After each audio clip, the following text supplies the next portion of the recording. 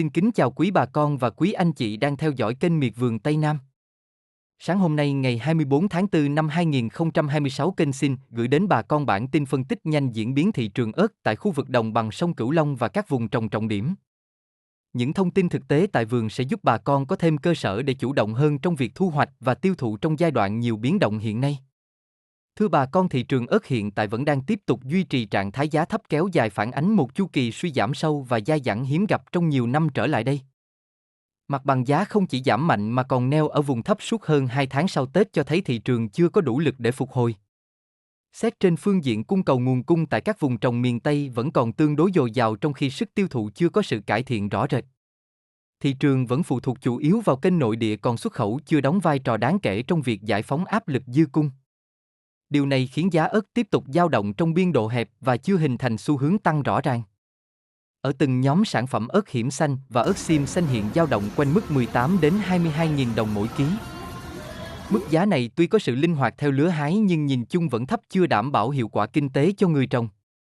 Đối với ớt sừng vàng, thị trường có ghi nhận một số điều chỉnh nhẹ ở phân khúc hàng đẹp dao động từ 22 đến 25.000 đồng mỗi ký.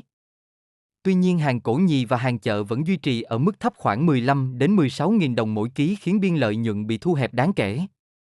Đây vẫn là mặt hàng chịu áp lực lớn do chi phí đầu tư cao nhưng giá bán chưa tương xứng. Với ớt chỉ thiên, giá hiện dao động từ 16 đến 18.000 đồng mỗi ký đối với hàng đẹp xuất khẩu và khoảng 15.000 đồng mỗi ký đối với hàng chợ. Diễn biến giá cho thấy thị trường vẫn đang trong trạng thái ổn định yếu, chưa có động lực bứt phá. Xét theo khu vực, mặt bằng giá tại miền Đông và Tây Nguyên duy trì trong khoảng 12 đến 15.000 đồng mỗi ký. Trong khi đó, khu vực phía Bắc tiếp tục là vùng có giá thấp nhất, có nơi chỉ quanh mức 10.000 đồng hoặc thấp hơn, phản ánh sức tiêu thụ yếu và áp lực dư cung cục bộ. Một điểm đáng chú ý là sau giai đoạn giảm sâu kéo dài, giá ớt hiện không còn giảm mạnh thêm, cho thấy thị trường có thể đang dần tiến về vùng đáy. Tuy nhiên, lực cầu vẫn yếu khiến khả năng phục hồi trong ngắn hạn còn hạn chế. Trong bối cảnh chi phí đầu vào như phân bón, thuốc bảo vệ thực vật và nhiên liệu vẫn ở mức cao, hiệu quả sản xuất của bà con tiếp tục bị bào mòn. Nhiều hộ trồng đang rơi vào tình trạng hòa vốn hoặc thua lỗ nếu năng suất không đạt kỳ vọng. Tổng thể, thị trường ớt hiện vẫn đang trong giai đoạn tích lũy ở vùng giá thấp, với xu hướng chủ đạo là đi ngang. Sự chênh lệch giá giữa các loại ớt cũng đang thu hẹp, phản ánh trạng thái thị trường thiếu động lực dẫn dắt rõ ràng. Trong ngắn hạn, khả năng cao giá ớt sẽ tiếp tục dao động trong biên độ hẹp trước khi xuất hiện tín hiệu mới.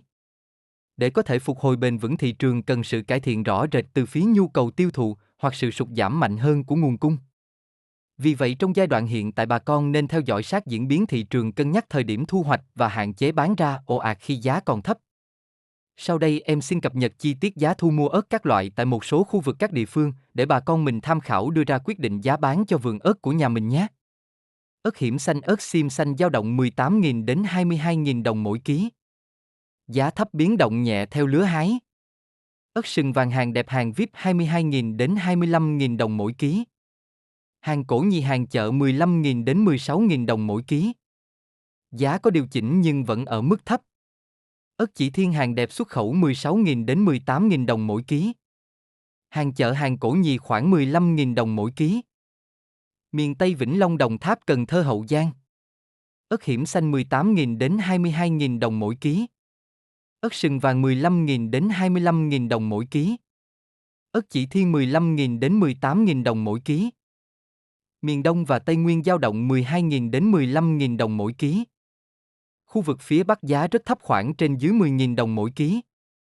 Thị trường ớt hiện nay vẫn đang vận hành trong khuôn khổ tiêu thụ nội địa là chủ đạo, trong khi kênh xuất khẩu chưa đóng vai trò đáng kể trong việc điều tiết cung cầu. Điều này khiến khả năng hấp thụ sản lượng còn hạn chế, đặc biệt trong những thời điểm nguồn cung tăng cao. Diễn biến giá giữa các khu vực tiếp tục có sự phân hóa nhất định, phụ thuộc vào nhu cầu thu mua và mức độ khan hiếm cục bộ tại từng thời điểm. Tuy nhiên, biên độ dao động này không lớn và chưa đủ tạo ra xu hướng tăng rõ rệt trên toàn thị trường.